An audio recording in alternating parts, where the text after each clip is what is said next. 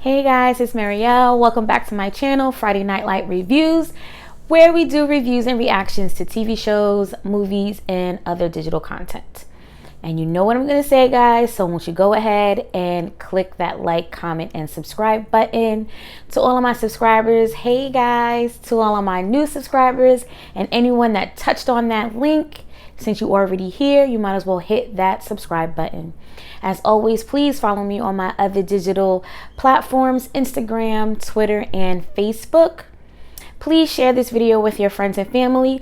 Let's get our channel up to 400 subscribers. That is our new goal. So without further ado, I need a haircut, y'all. We're going to be reviewing Starz original series, Run the World. And we're going to be talking about episode 4, which is called I Love Harlem. So we know what we're going to do. We're going to talk about the pros and the cons, give our reaction, how we feel about things. And at the end of it, we're going to rate the episode, see if it's a 4 or 5, if they're continuing their momentum of such a good season so far. So let's just jump right into it. The show is created and written by Lee Davenport, who has done Girlfriends and other great series. So just again, I know I do it every time, but just a little touch and base. The show is based on 4 beautiful Black women who are living in Harlem, trying to figure out their lives. They are in their early to mid 30s, thriving, striving, struggling with love, struggling with career and marriages and decisions. And they're all doing that while being beautiful and fashionable in the heart of Harlem. So let's jump right into the episode. So we're just going to start by how the episode started and talk about each character and everything that happens within this episode. So first up is Ella and Anderson. So I'm going to pose a couple of questions. You guys hit me up in the comments. Let's have this conversation. Tell me what you think. I'm going to give you my opinions. You tell me if I'm a little over the top with it or not. Let's just have this conversation. Okay. So my first 2 questions, right? So do you guys think that Anderson is putting all his eggs in one basket, thinking like, man, Ella's talking to me. We're sleeping with each other. We're smiling. We're giggling. We hee and you know what up? Am I on the right path? Is this the journey of us rekindling our relationship? Or do you think he's just taking what he's given? Like, look, I want her any way I could get her. So if it's just physically, I'm going to take it physically. If she wants more, I'm here for it. Here's another question. Or do we think that Ella is playing a dangerous game, borderline low-key, kind of toxic for herself? Like, if you don't have any plans of moving forward, and you kind of like just doing because you miss that closeness, you miss that intimacy with Anderson, do you think it's gonna bite her in the butt? Now, how my opinion of this, I think it's a little bit of both. I think Anderson is being a little bit, what's the word I'm looking for? Like, he's just putting his eggs in in one basket. He honestly has to understand that there is a possibility that it's just physical for her, because maybe, he's the best that she's ever had and she's missing that. And as we saw in the past couple of episodes, her intimacy life wasn't working. The first dude couldn't even get it in. This second dude, she was just too freaked out about, so she kind of cut through the middle of it. And now that Anderson, and she knows that vulnerability is there, she knows that they share this connection, and I think she is denying herself. I think she's lying to herself, y'all, that she's not thinking about being with him, even though we see, like, when she got caught, not really caught, but when Whitney and Olaf saw her at the pub or lounge or wherever they were at, and Anderson was there, and she kind of like smiled, but she, like, if you got caught cutting school by your moms, you like, damn, I'm already in the situation, so I might as well smile and go ahead and take my lickings later. So tell me what you guys think about Anderson and Ella. I think that Anderson sees this way of building back to who they were. I think Ella is lying to herself, and I don't mean that in a bad way, because I mean, you've been gone for 2 years and she still has these feelings for you, because I mean, the heart wants what it wants. And so maybe I should put it in a different way. I think she's just in her head right now, and in her mind, she's like, I don't have time to think about what we are, how we're gonna be, and where's the next step. I'm just enjoying this physicality of it all. And at the end of the day, I love you. You know, like she said, he was her big when she said it to Sandy, you know, and I get that. I do get that. We're going to see as the episodes come along, as the season goes along, is she going to be honest with herself? If her girls is going to be honest with her, or if Anderson is going to play himself like Big did, or he is going to come through. And I just can't wait to see that evolution with these characters. So before I get into Renee and Jason, let's talk about that great scene where Whitney met up with Ola's sister at the Shabazz market in Harlem. That scene was so dope. It gave you a wide scene of what it looks like on the outside when you go on the inside. And markets like that, I'm pretty sure they sell jewelry, head wraps, fabrics, as we saw, and maybe even food. And I just love that scene. So let's just stick with Whitney and Ola. So I know I talked about it last episode, where I think that that Ola isn't a bad thing, because when you're in love and you know that's your person, and you know that's your soulmate, if you guys believe in that or not, he sees that. Whitney is his end game. So yes, he is in the clouds, he is in cloud nine, and he's not actually seeing the nervousness, the pressure, the fear that Whitney has been brewing up. And it can be a bad thing. I mean, don't come at me in the comments. I don't think it's a bad thing to be in love with someone so much you don't want to see them hurt, so you kind of put it out of your mind. You only see the future. You only see what's standing before you and what you want to see in the future. But you guys, I mean, in any relationship, you got to be able to see your partner. You got to be able to see him, see her, to see like, okay, let's talk about this. Let's check in with each other. And I think that's what Ola is missing. I do love his character. I love how much he loves Whitney. I love black love, period. Not to diss any other type of love, but when we get to see it for ourselves on TV, and if anyone is experiencing it, you get to see with your parents or your sisters, your brothers, or even within yourself. It's amazing, because we don't get to see that representation. We always see the headbutting like we see with Ella and Anderson. So to see this kind of love that Ola has for Whitney, it's amazing, and I love it. But we got to be honest, like, they're not checking in with each other. And this is what brings me to one of my favorite scenes in this episode, is when Renee and Whitney meet each other, and they're getting drunk off the little spice quarter waters. That's what I call them, if y'all know what quarter waters are. But when she asks Renee, okay, look, let's talk about me. I slept with the dude, and she was like, I already knew, Ella already told me, blah, blah, blah. I was just waiting for you to tell me. She basically asking her, am I a bad person? And I agree what Renee said. I mean, this is real friendship. This is what I love about friendship. This is what I love about women unity, women friendship, especially black women. She gave her the softer side, but she straight gave her the truth. You know what I mean? So when she was like, I understand that you did what you did. Is it wrong? Hell yeah, you wrong. You're a real effed up individual because you hurt Ola. And I know he loves you so much that he would basically lay down and die for you. And you're wrong for that. But I'm not going to tell you that I don't understand why you did what you did. And I spoke about this in the first episode. I don't think that Whitney cheated on Ola because she's just an asshole and she's just someone who wants to hurt her man. I think in the midst of the pressure of trying to be this perfect bride, this then turning into this perfect wife and then worrying about if he wants kids right away because she doesn't want kids right away.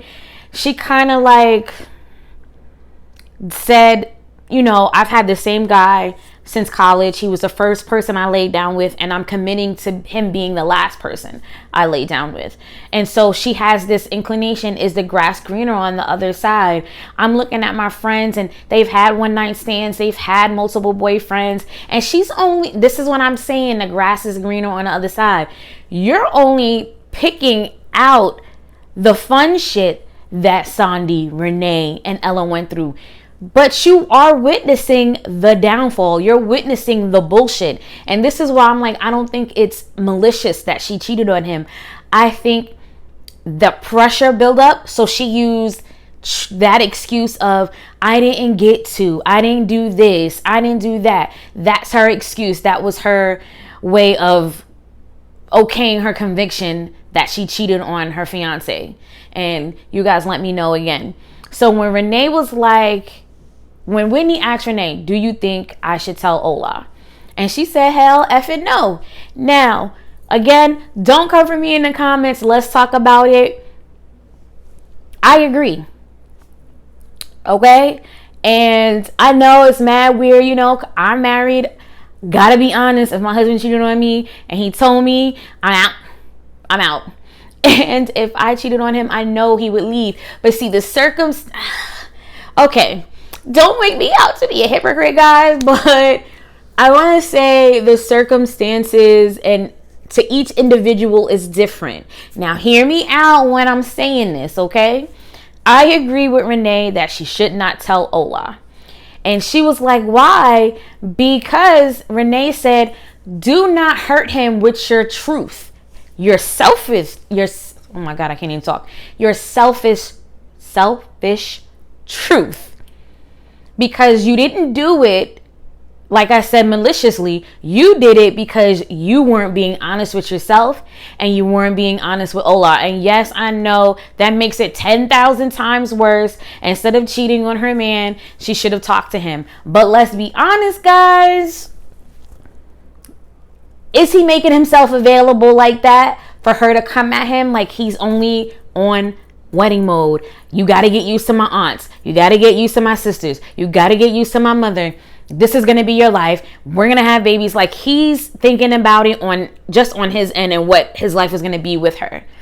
It's not a bad thing, guys. I'm not saying that, but you got to come down. You got to take those rose-colored glasses off. And for both of them, you got to meet somewhere in the middle and take a deep breath and say, wait, pause. Let me tell you how I'm really feeling. I'm feeling really pressured. I'm feeling like maybe we're moving too fast, you know, because you didn't get to date. You didn't have all these different things because it's always been me and you. How were you feeling about this? And in turn, she would give Ola the opportunity to tell her, I'm all in. This is what I've always wanted. Or maybe he can share a fear with her. And she didn't give him the opportunity to rise to the occasion. So she did what she did. I still don't think she should tell him. Do I think she's eventually going to tell Ola? Absolutely. That is my prediction. You guys tell me what you think about it in the comments. That is my prediction. Eventually, through the course of this season, she's going to tell Ola. It would probably make a banging A season finale. I'm just putting it out there, Lee Davenport. Just saying. And at the end of the day, Whitney has to talk to Ola. She has to. Because if she doesn't, my prediction is going to come true. She's going to choose telling him and putting distance between her and Ola instead of her being honest with herself and being honest with Ola. And then it's going to cause that division. That's how I see it. That's my personal opinion. You can tell me what you think in the comments. So let's move on to Renee and Jason. We see that we thought that Renee was looking for an apartment for herself. I love the attitude. I love the banter with the realtor and Renee. I mean, she's my go-to. Like, she reminds me of what my twin sister would be like if we was living this kind of life. Like, she's no holds barred. She would tell you the truth, but yet she does have this sensitive side. And we see that through this episode where she gets a little lit with her friends with the quarter waters. And while she's in the park and they're dancing, which is again a great scene of showing how great their friendships are, how they all got different things going on, but they always come together, you know, to lift one another up. And because they were all a little lit, she texted Jason basically like, yo, you won't have to get the fuck about this loft and, you know, take the shit that I put on the table and go ahead and move. And she did that an emotional text, an emotional decision, and a very emotional way to present what she really wanted from her soon-to-be ex-husband, which I don't think she really wants him to be her ex-husband. I don't think she wants to leave him. I think that she really does love him. I think it's a little bit of pride, which I can understand, especially when you zero out our retirement fund to help along your band, to help further along your dreams. And I don't have a problem with that. But like I said before, you didn't come to me and you didn't discuss it with me. So when you're sitting there, this is Jason, if you're sitting there telling me that I don't believe in you and that I don't support you or whatever, you are basically, when you accused her of that was, I feel like that was because he already dipped into their retirement fund. So when you do that, that is not a marriage. That is not a marriage make. You decided, okay, she's my roommate. We happen to have some funds together. I don't really have to tell her about it because I'm not really respecting the boundaries. I'm not really respecting the relationship, right? And I think he knew he was over his head. Clearly, when you go and zero out your retirement with you and your wife. But then to bring it back to Renee, I really don't think she wants to leave him. But I think she feels like she has no choice because their mental journey is now separate.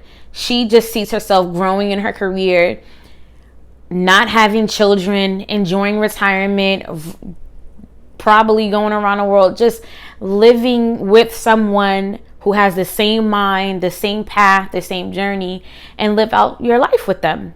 And now they're on two different paths. And I think she's just saying, man, we might as well just do it now before it gets too hard and we both become bitter. And I understand that. But we always have that clue that we know that she's not ready to give up, because when she was flirting with the cute dude in the park, that's all it was. It was flirting. She didn't give him his number. She didn't like nothing. Then we see when everything is said and done, she goes home and she's like, Jason, I got the food again. And she's realizing, okay, I know he's still going to be here because it's Jason and I love him and this is what we do. And he's gone and everything is different. And then that emotion brews up and kind of sobers her up and makes her feel sad. And that's why I really don't believe she is ready to call the marriage quits. I honestly think this is something that would be a great segue into Black marriages going to therapy. This would be a great segue into that. And last but not least, we have Sandy and Matthew. We saw the big blow up when she went home to, you know, at the end of her day, and he's sitting on the stoop and he's like, yo, I got the email. Somebody saw us in the park while we was dancing, which was a great scene, cute with her there, his little daughter, and she's like, I'm about to turn up this circle. And did y'all feel it? Because I felt like when they started spanning the camera and we saw the people up towards the fence, I'm like, yo, why are they doing that? Somebody saw them in the park. They reported it as inappropriate, and he's got the email. And she's like, maybe it's not that. Maybe it's not that. And then she checks her phone and she has the email and she starts crying because we all know what's going to happen. This huge thing is gonna, and it's gonna test their relationship, because he says that their love is strong enough, but the way he looked and the way she looked, we just gonna have to see. This is something that can make or break a relationship, especially when both parties are striving to be something so much greater in their career, especially Sandy. She's just beginning, and Matthew, he's establishing and he's trying to get that tenure, trying to make sure that he can keep giving the life that he's giving to his daughter, and for himself, that he can keep living that lifestyle. And that's all coming into question. That's all being threatened, as we saw. So I would genuinely am excited to see what happens with Jason and Renee, and especially with Matthew and Sandy now that their relationship is out there. I want to see if the fears and the horrors of the thoughts, what's going to happen to them if it does unfold, and see what this means for them as individuals and them as a couple. And of course, with Whitney and Ola, I'm just waiting for that ball to drop, you guys. And so I love this episode. I've loved every single episode so far. So you already know what's going to come from me. I'm giving it a 5 out of 5. The storyline is just getting better and better. It's giving us more insight of each character individually. And hopefully we'll get to see more of Matthew, of Ola, of Jason, and of Anderson, to see what their intricacies are, to see what makes them tick, to see their vulnerability and see their softer side that we don't necessarily get to see with Black men on any platform. So that is it for me, guys. You tell me what you think about this episode in the comments. Hit me up. And as always, don't forget to hit that subscribe and that notification bell, so when I upload new content, you will be made aware. And as always, you guys, stay safe and be courageous, and I will see you in the next one.